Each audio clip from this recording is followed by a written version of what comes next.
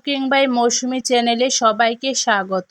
আজকে আপনাদেরকে তৈরি করে দেখাবো সবথেকে সহজ মিল্ক হার্ড পুডিং।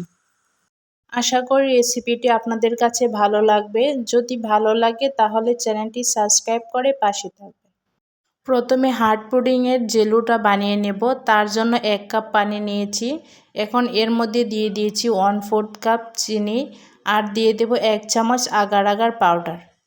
এখন এর মধ্যে দিয়ে দেব 2-3 ফোঁটা রেড ফুড কালার দিয়ে ভালোভাবে মিশিয়ে নেব। এখানে আমি ভ্যানিলা এসেন্সও দিয়েছি 2-3 ফোঁটা, কিন্তু স্কিপ হয়ে গেছে। আপনারা ভ্যানিলা এসেন্সটা দিবেন, তাহলে ফ্লেভারটা খুব সুন্দর আসে। এখন চুলাতে বসিয়ে দিয়েছি। বসিয়ে দিয়ে অনবরত নাড়াচাড়া করে বলক তুলে নিতে হবে। 2-3 মিনিট জাল করে নিতে হবে। দেখেন 2-3 মিনিট জাল করার পর এরকম ঘনত্ব এসেছে। এখন চুলা থেকে নামিয়ে নেব। চুলা থেকে নামিয়ে গরম থাকা অবস্থায় একটা প্লেটে নিয়ে নিতে হবে, তাহলে না হলে জমাট বেঁধে যাবে। এখন এভাবে রেস্টে রেখে দেব আধা ঘন্টার জন্য। তাহলে দেখবেন জেলোটা খুব ভালোভাবে সেট হয়ে গেছে। আপনারা দেখে হয়তো বুঝতে পারছেন আধা ঘন্টা পর জেলোটা কতটা সেট হয়ে গেছে। এখন একটা লাভ কুকি কাটার দিয়ে জেলোটাকে লাভ শেপ দিয়ে কেটে নেব। জেলোটার লাভ শেপ দেওয়া হয়ে গেলে বাকি যে অবশিষ্ট অংশ আছে সেগুলো আমি উঠিয়ে নেব। আপনারা দেখে হয়তো বুঝতে পারছেন কত সুন্দরভাবে জেলোটা উঠে আসছে।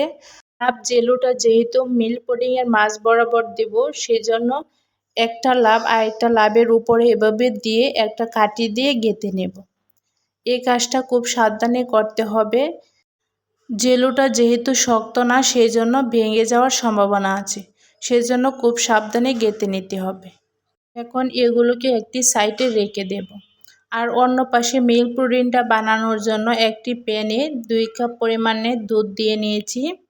এখন এর মধ্যে দিয়ে দেব 1/4 কাপ চিনি। চিনির পরিমাণটা আপনারা কমিয়ে বাড়িয়ে নিতে পারেন। আর দিয়ে দেব 1/3 কাপ গুঁড়া দুধ। গুঁড়া দুধটা দিলে মিল্ক পুডিংটা খেতে অনেক ভালো লাগে। এখন এর মধ্যে দিয়ে দেব 1 চামচ আগার আগার পাউডার।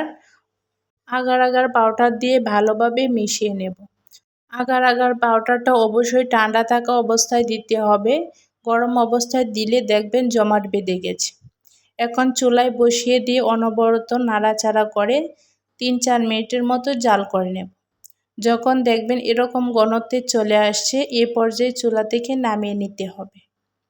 এখন মিল্ক পুডিংটা সেট করার জন্য আমি এখানে বোতল কেটে নিয়েছি। আপনারা গ্লাস বা অন্য কিছু ইউজ করতে পারেন।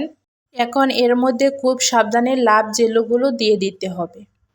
লাভ জেলোগুলোকে মাঝখানে দেওয়া হয়ে গেলে এখন গরম থাকা অবস্থায় দুধটাকে দিয়ে দিতে হবে। দুধ দেওয়া হয়ে গেলে কাঠিটাকে 2-3 মিনিটের মতো এভাবে ধরে রাখতে হবে, তাহলে দেখবেন কাঠিটা ভালোভাবে সেট হয়ে গেছে। এখন 1 ঘন্টার জন্য রেস্টে রেখে দেব।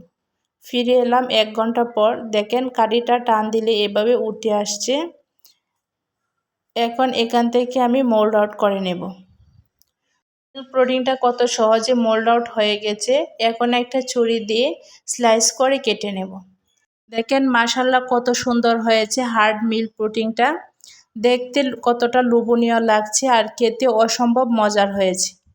এই গরমে যদি কাউকে হার্ড মিল্ক পুডিংটা আপনারা খেতে দেন, তাহলে কে আপনার প্রতি ফিদা হয়ে যাবে। হার্ড মিল্ক পুডিংয়ের রেসিপিটা আপনাদের কাছে কেমন লেগেছে কমেন্টে জানাতে ভুলবেন না। রেসিপিটি শুরু থেকে শেষ পর্যন্ত দেখার জন্য ধন্যবাদ সবাইকে।